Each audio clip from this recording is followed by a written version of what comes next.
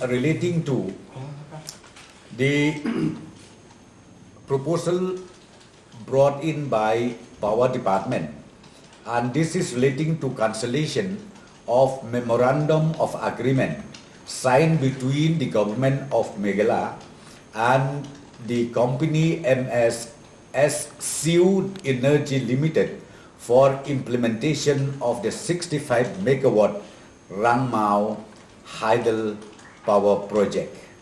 And the company who already signed the MOU with the government of Meghalaya in the year 2010.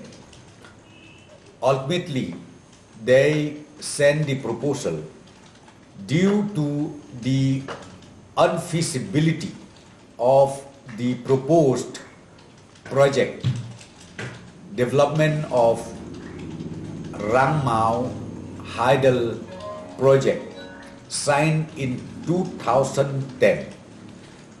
The company requested the government to cancel the MOU signed due to the unfeasibility of the project. So the cabinet today, through Power Department, has agreed to cancel the MOU signed between the government and the company known as MSSU Energy Limited.